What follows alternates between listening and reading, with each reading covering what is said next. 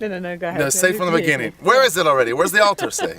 No, yalla. Where is it? Adina, you have to have patience. If you don't have patience, you can't live in Israel. Okay? No, you can't use it. Wait a second. You think I'm a guy without So patience. anyways, That's very good. Where were we? After 3 years of digging, they're sitting there one night, and as he writes in his book, he takes out a piece of paper and he starts sketching what he has found. I was saying it's Adam Zartar, who's not a professor. He is a secular Israeli, but he says if I find things in the field which correlate with the Bible, so be it, then it's okay. I'm not anti, not bad, not in favor, pro, con, whatever.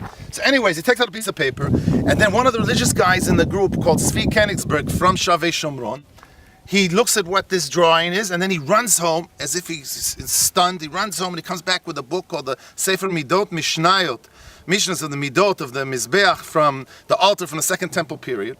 And he reads some of the dimensions from the book, and then the people hear this, and then they look at the sketch of the professor, and now I quote from the book. There was a moment of silence in the room. And then suddenly everybody stood up, started cheering. We were now for certain, the resemblance between what's written in the dimensions of the altar in the Second Temple period and what we have uncovered was almost absolute resemblance. And then the people get up and started cheering, and then they started hugging each other. Some people even with tears in their eyes. It was a very dramatic moment. Here we had for sure found the site of the altar of Yeshua ben Nun as commanded by Hashem to the Jewish people once they come into the land of Israel.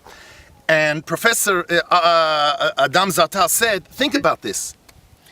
In this site, I mentioned the bones from kosher animals and also other elements. For example, the ramps, the side ramps on the sides, right? Totally only something characteristic of the altar.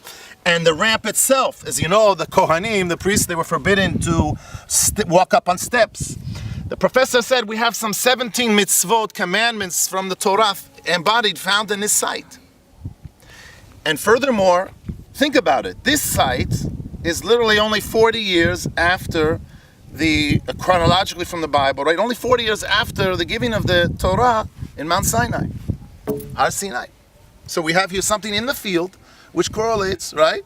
So there is a big theological significance to this whole discovery. Now there are the critics who have, what do they say? What is this? They want to say, no, it's not necessarily a mizbeach, an altar.